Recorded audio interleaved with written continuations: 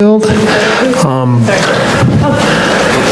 I'm curious, why is the State Water Board pursuing narrative objectives for biostimulatory conditions, but not for aquatic life?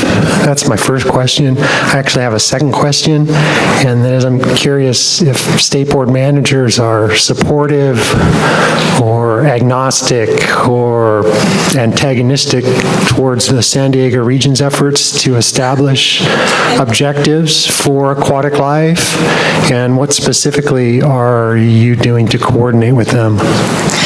Okay, these are good questions. I don't know if I met the level to answer some of the questions, but I'll do my best.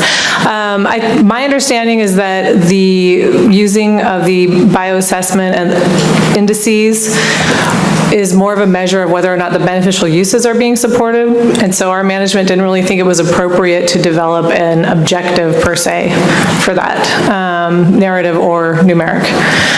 And I think for the biostimulatory, the reason is, I think a lot of the regions actually do have their own biostimulatory basin plan objectives, but they wanted to, the goal is to develop something that's consistent statewide.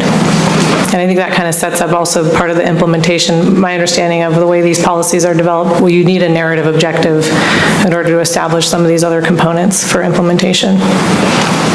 And then the question about Region 9, that's a good question.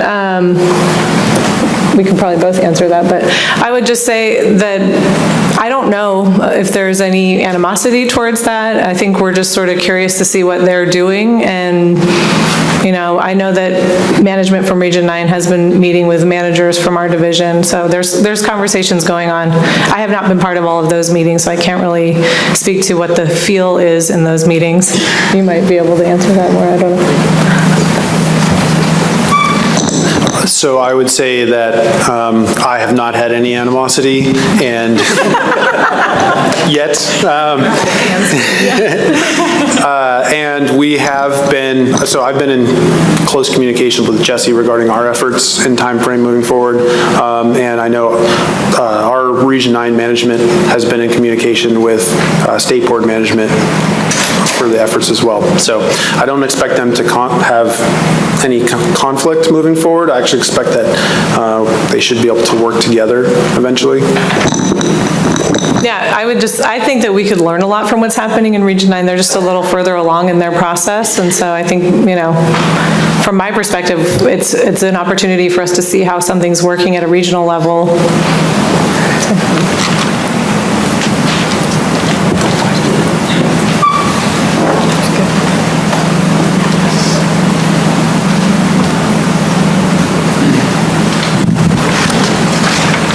I'm just wondering, what kind of toxicity testing do you do? It's a good question. So there's lots of different toxicity. So generally, and it depends on the program. So generally the toxicity testing has been water column, sometimes sediment, and usually acute and chronic using inverts, vertebrate, algae. The sediment is usually an invert test. So usually high LLO. Thanks.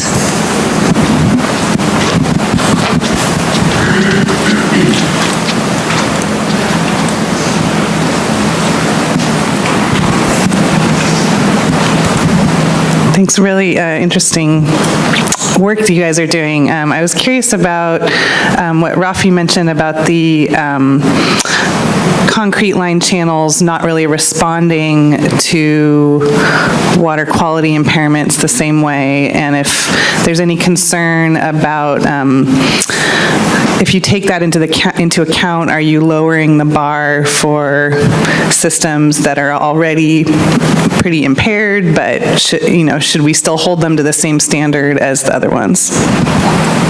That's an excellent question. I would say that those are precisely the types of discussions that need to happen when you're trying to figure out what's the right goal for these channels.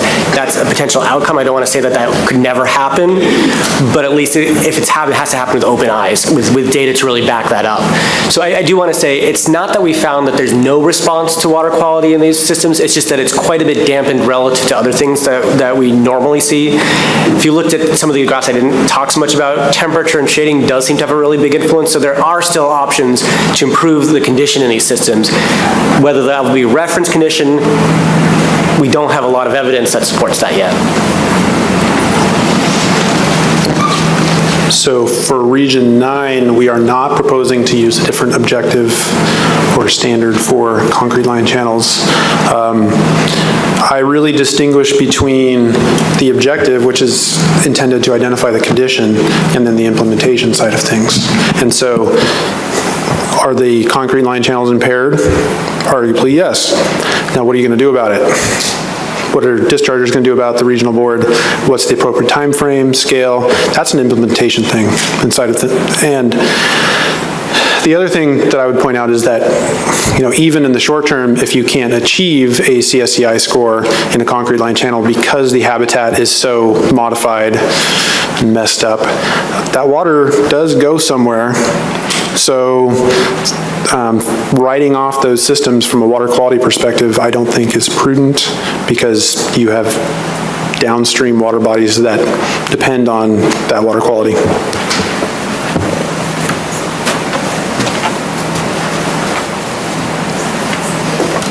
I have a question. Chad, had you guys ever discussed enforcement element of this? Yes. Break for lunch. Yeah, so, It's not for real, Yeah, so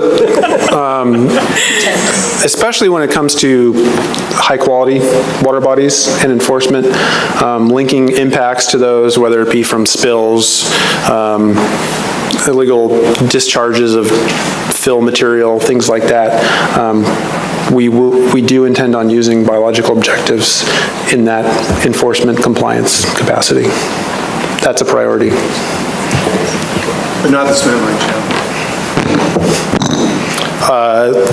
That makes it a little bit harder to detect impacts associated with the biological community.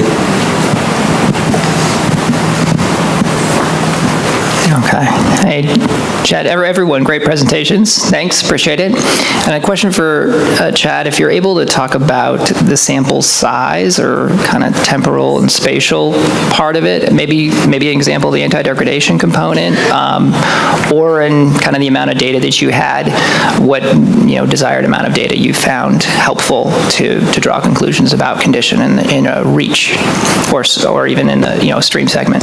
Sure. Thanks. And I think maybe Jesse can answer this too. So for impairment determination, we basically follow the listing policy, which has some flexibility. And then for anti-degradation, we would follow the listing policy for, detecting trends. And we do, and Rafi can speak to this, we do have a good idea of variability within CSCI scores and, QA procedures for those as well. In some situations, for some of the data, we, in San Diego region, and this is kind of relevant to recent events, is that we had large fire events back in 2007. And so some of the data we evaluated for CSCI scores showed marked declines, especially in reference sites, post-fire for 3 to 4 years, and then those sites did recover. So we do have sufficient data to do trend analysis for a lot of sites.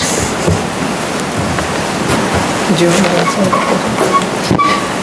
For sample size for 303D listing, we followed the listing policy, and we needed samples from 2 sites, or we allowed 2 different sampling years from the same site for the minimum number of samples. But for the category 1 stuff, we were just using 1 sample. But one thing I didn't mention about category 1 is those weren't just water bodies that were 0.79 or higher. Those were water bodies that were not only reference water bodies, they were 0.92 or higher, and we also verified that they weren't on any water bodies that for whatever reason were impaired for some reason, or there were some reference water bodies that didn't actually meet 0.92 for one reason or another. So there was some additional screening criteria that I didn't mention for those.